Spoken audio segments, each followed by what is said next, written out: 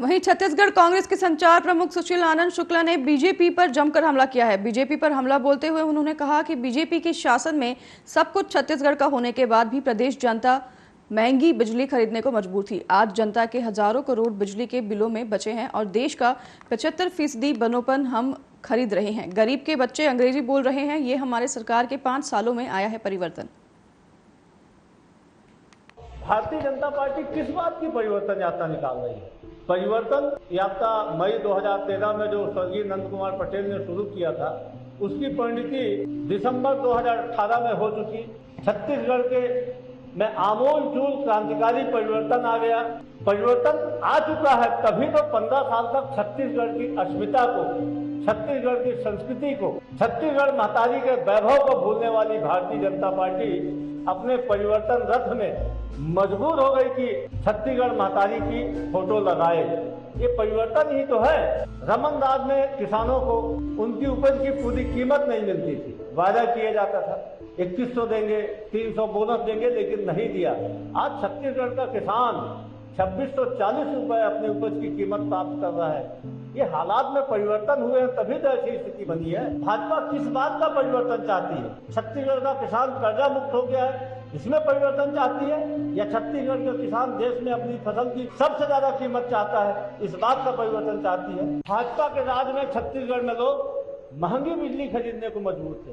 हमारा जल, हमारा जमीन, हमारी पानी, हमारा कोयला, उसके बाद भी हमारे लोग देश में सबसे महंगी बिजली छत्तीसगढ़ में भारतीय जनता पार्टी के शासनकाल में खरीदते थे।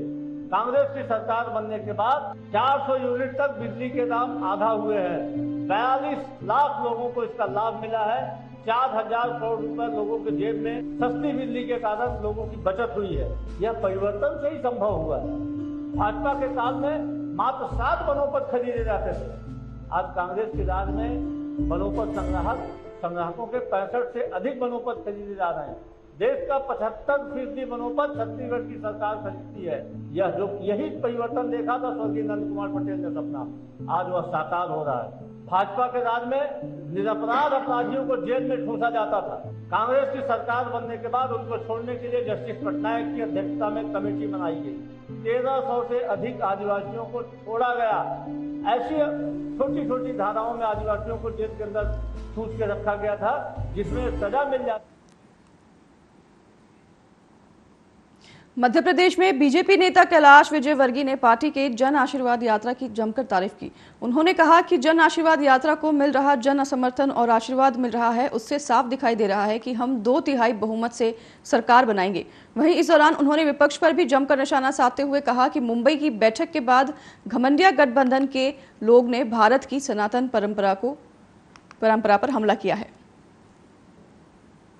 गरीबी रेखा से ऊपर आ गए। मध्य प्रदेश में लगभग 1.26 लाख लोग गरीबी रेखा से ऊपर आए, क्योंकि गरीब कल्याण की योजना लाभ जो लोगों को मिला है, उससे उनका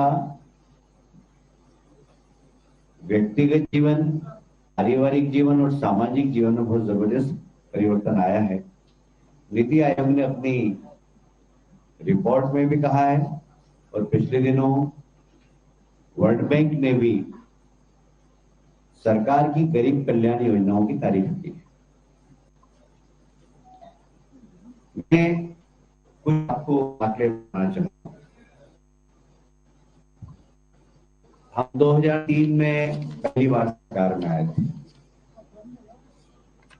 जब हम सरकार में आए तो पीछे बात मत करिए भाई, ये जो कार्यकर्ता बैठे आपस में बात नहीं करें। पहले हम जब सरकार में आए थे तो मैं एक 2003 के कुछ आंकड़े बताना चाहता हूं और 2023 के आंकड़े बताना चाहता हूं। 2003 की यदि हम बात करें तो आपको मालूम होगा कि मैं पीडब्ल्यूडी मिनिस्टर भी था, पावर मिनिस्टर भी था। तो जो हमारा इंफ्रास्ट्रक्चर का बजट था वो मात्र 3,578 करोड़ था। आज की तारीख में हमारा इंफ्रास्ट्रक्चर का बजट है 56,000 करोड़। मैं आपको सड़क का बताता हूं। सड़क मात्र 60,000 किलोमीटर थी, वो भी गड्ढे वाली। आज यदि मैं ग्रामीण सड़क को जोड़कर बताऊं तो 5,10,000 किलोमीटर मध्य प्रदेश में बगैर गड्ढे वाली सड़कें। आपको मालूम होगा कि मैं पावर मिनिस्टर था। पावर मिनिस्टर था। मुझे आवाज आ रही है।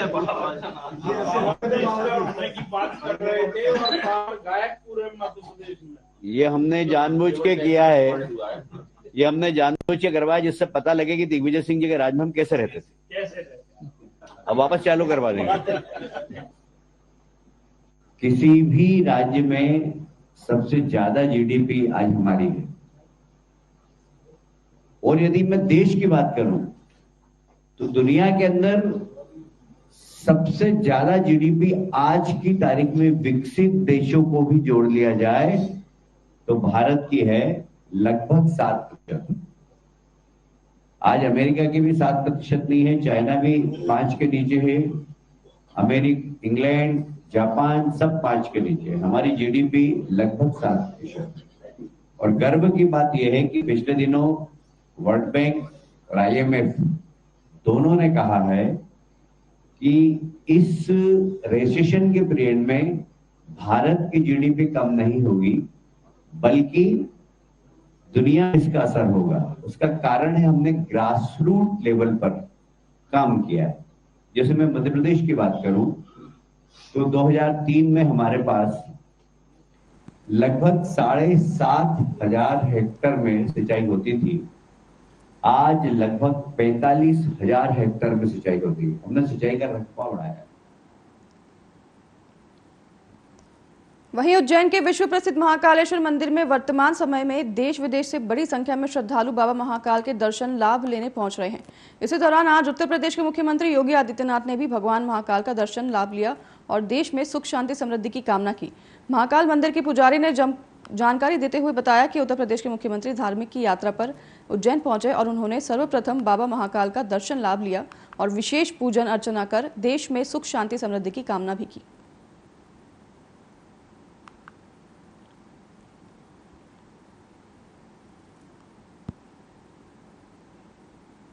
डिंडोरी आदिवासी बहुल्य जिला है, जहां भोले भाले गरीब आदिवासी निवास करते हैं। इन आदिवासियों का जीवन पूरी तरह मजदूरी पर निर्भर करता है और 90% लोग मजदूरी कर अपना जीवन यापन करते हैं। लेकिन ग्राम पंचायत के जिम्मेदारी की एक बड़ी लापरवाही या यूं कहें एक बड़ा फर्जीवाड़ा सामने आया है, जहां स्थानीय ग्रामीणों को उनके ही गांव में रोजगार उपलब्ध कराने के लिए जॉब कार्ड बनाकर उन्हें रोजगार दिया जाता है ताकि स्थानीय ग्रामीण का जीवन यापन हो सके। वहीं ग्राम पंचायत की जिम्मेदारी ने गाँव और शहर तो छोड़िए दूसरे राज्यों में रहने वाले व्यक्ति का भी फर्जी तरीके से जॉब कार्ड जारी कर दिया है। इतना ही नहीं, उसे जॉब कार्ड से कार्य करने के लिए लगातार भुगतान भी किया जा रहा है। इसको हम दिखवाते। भानपुर में एक जॉब कार्ड बनाने का मामला सामने आया है। जो छत्तीसगढ़ राज्य से पलायन करते हैं उनका नाम यहाँ MP के डिंडोरी जिला जो भानपुर ग्राम पंचायत है वहाँ पे जॉब कार्ड बनाए गए हैं। मुझे इस बारे में आपके द्वारा अभी जानकारी लगी है, इसको हम दिखवाते हैं और इस विषय में जांच कराएंगे। इसके आगे भी इस पंचायत में ढेर सारे अनियमितताएं चलती आ रही हैं। ये पंचायत क्या है, भ्रष्टाचार का एक गढ़ बना हुआ है जिसे हम सुधारने की कोशिश कर रहे हैं। अब ये सुधार कार्य करने में छोटी मोटी गलतियां अगर आती हैं और आपके द्वारा अगर हमको जानकारी लगती है तो हम बराबर सुधार करेंगे। आप ग्राम अभी हमारे संज्ञान में आया है तो मैंने तुरंत APO साहब को बुलाकर और संबंधित जो ग्राम रोजगार सहायक है जिनके द्वारा ये चीज़ की गई है उनको नोटिस जारी करने के लिए निर्देश दिए गए हैं। सम्मत आज ही हम उनको नोटिस जारी कर देंगे, 3 दिन का समय दे देंगे जवाब तलब करेंगे। जनपद पंचायत बाजार के अंतर्गत ऐसे बहुत से मामले हैं सर जिसमें फर्जी जॉब कार्ड बनाने का मामला पहले भी सामने आया है, पर अभी तक इसमें कोई नहीं, मेरे संज्ञान में कोई मामला नहीं आया। मेरे संज्ञान में ये पहला मामला आया है, इसके संबंध में नोटिस जारी करूँगा। अभी हमारे संज्ञान में आया है तो मैंने तुरंत APO साहब को बुलाकर और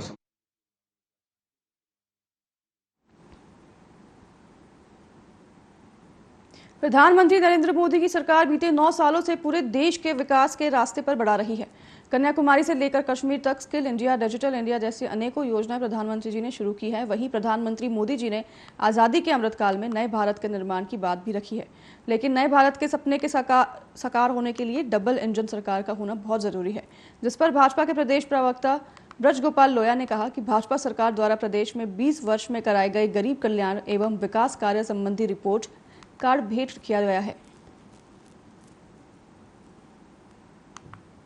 विधानसभा 43 विधानसभा क्षेत्र इस यात्रा में शामिल। देखिए, जन आशीर्वाद यात्रा, ये जो यात्रा क्रमांक 5 है, ये श्योपुर से प्रारंभ हुई थी। श्योपुर से प्रारंभ होकर श्योपुर, फिर मुरैना के बाद भिंड के बाद दतिया, डबरा होकर आज ग्वालियर पहुंच रही है और कल शिवपुरी जिले की सीमा में प्रवेश करेगी और परसों तक शिवपुरी जिले में रहेगी। शिवपुरी में कितने दिन रहेगी? 2 दिन यात्रा रहेगी और शिवपुरी की यात्रा का डिटेल माननीय जिलाध्यक्ष जी ने दिया है, परंतु पूरी यात्रा जो है मध्य प्रदेश के जन कल्याण के काम, मध्य प्रदेश का विकास, 2003 और 2023 के बीच का जो मध्य प्रदेश में फर्क आया है, वो फर्क और ये जो मुद्दे हैं उनको लेकर हम जनता के बीच में जा रहे हैं कि आपने हमें आशीर्वाद दिया था और हमारी 4 बार सरकार बनाई और उसके बाद एक बार पुनः आशीर्वाद दें, जिससे कि जन कल्याण के काम और मध्य प्रदेश का विकास दोनों हम सुनिश्चित कर सकें। देखिए, जन आशीर्वाद यात्रा, ये जो यात्रा क्रमांक 5 है, ये श्योपुर से प्रारंभ हुई थी। श्योपुर से प्रारंभ होकर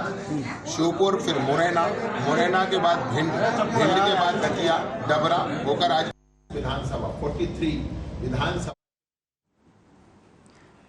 छिंदवाड़ा में एक और जहां शासन जल जंगल जमीन को बचाने के लिए करोड़ों रुपए की योजनाएं चला रही हैं, तो वहीं सेसर क्षेत्र के जंगलों में बेशकीमती इमारती लकड़ी सागौन की तस्करी का खेल बेखौफ वन विभाग के नाक के नीचे चल रहा है। वन विभाग का काम अब सौसर पुलिस करते नजर आ रही है। सौसर पुलिस को आगामी चुनाव को देखते हुए मुखबिर से सूचना मिली कि एक 407 वाहन में अवैध रूप से सागौन लकड़ी का परिवहन हो रहा है और जिसके पायलट वाहन के रूप में आगे शिफ्ट वाहन चल रहा है। तब सौसर थाना प्रभारी बलवंत कौरव ने टीम गठित कर दोनों वाहनों की घेरबंदी कर पकड़ लिया और जिसमें एक वाहन में बेशकीमती सागवान की लकड़ी 54 नग बरामद हुई, जिसकी कीमत लगभग 3 लाख बताई जा रही है।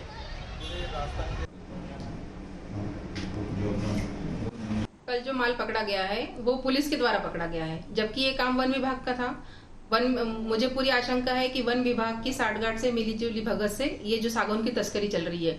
हमारी जानकारी में ये भी कि बड़ी मात्रा में यहाँ आए दिन सागौन महाराष्ट्र में जा रहा है यहाँ से, तो बिना वन विभाग की मिलीभगत से काम हो नहीं सकता।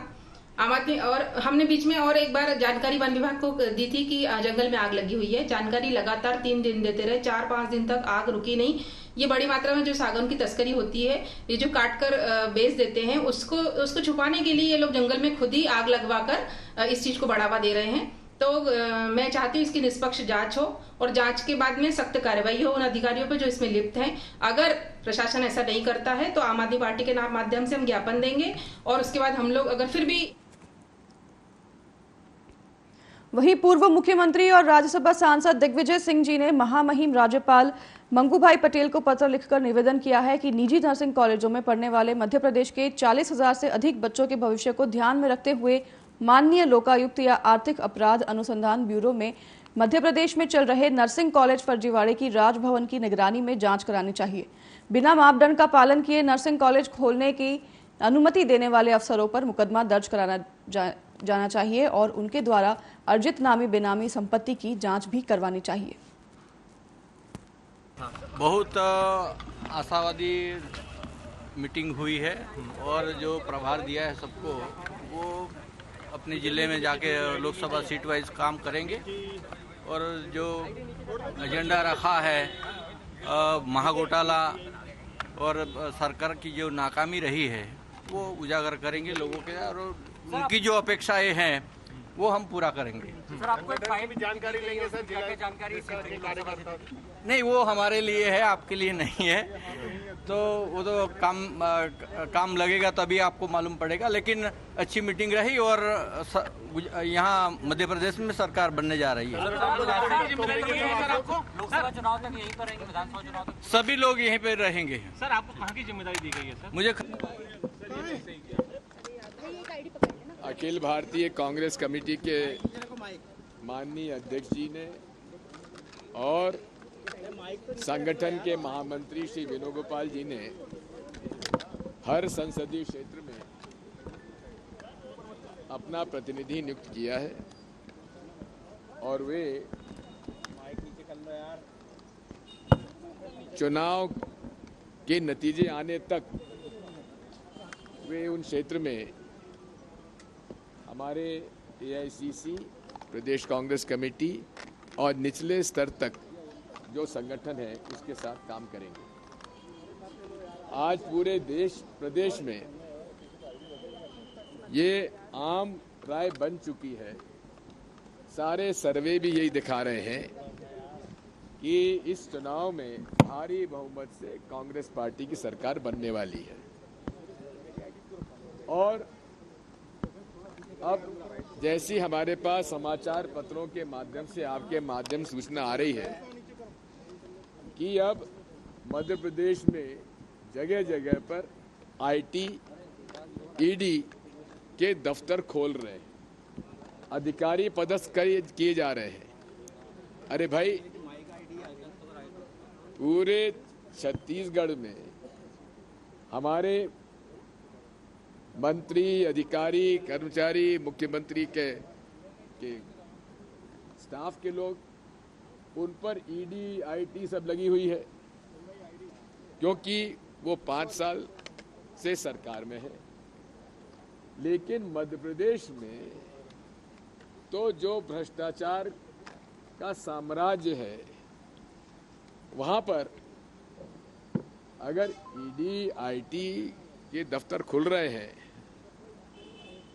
तो ये तो भारतीय जनता पार्टी के मुख्यमंत्री, मंत्री, उनके चहेते अधिकारी, कर्मचारियों घर पे छापा डालिए। लेकिन जो खबरें आ रही हैं कि वो कांग्रेस पार्टी के नेताओं पर छापे डालेंगे, यानी कि विपक्ष के ऊपर छापा डालने की योजना मध्य प्रदेश में है।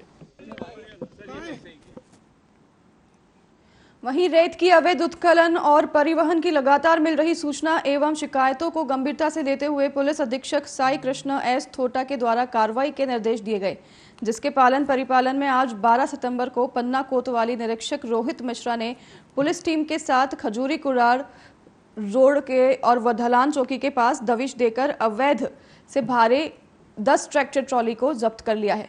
सिविल लाइन चौकी में खड़ा किया गया है और पन्ना पुलिस की इस बड़ी कार्रवाई से रेत माफिया में हड़कंप मच गया है। माफ कीजिएगा, आज 13 तारीख के दिन इस कार्रवाई को अंजाम दिया गया है। सूचना प्राप्त हुई थी कि कुछ वाहन, ट्रैक्टर वहां से आ रहे हैं। इसी सूचना पर जाके कार्रवाई की है, वाहन जब्त किए गए हैं, कार्रवाई की जा रही है।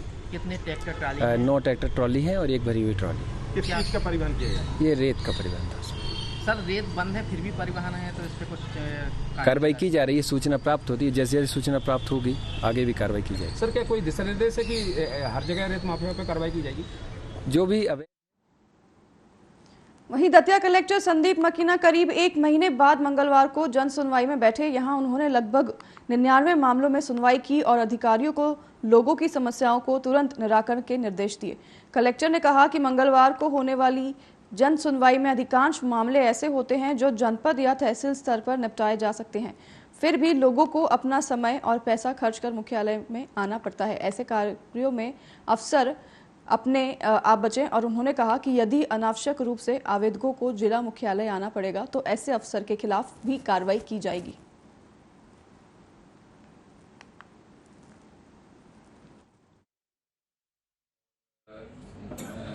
उससे ही हम कोशिश करेंगे कि यहाँ ना आना पड़े लोगों को, अपने अपने तहसीलों ब्लॉक में लोग जाएं। यहाँ पे तो वो आए जिसका वहाँ काम नहीं हो पा रहा, तो जो इतना पैसा लगता है, कोई आदमी सोचिए अगर डेरोली पार से आया है तो सुबह 6 बजे घर से निकला होगा, 200-300 रुपये किराया लगा होगा उसका, तो वो चीज़ खत्म करने के लिए गवर्नमेंट ऑफ इंडिया ने कुछ अपने को ग्रांट दी थी तत्पर नाम से, तो उसमें वहीं के वहीं आप ले लेंगे, उसमें चढ़ा देंगे।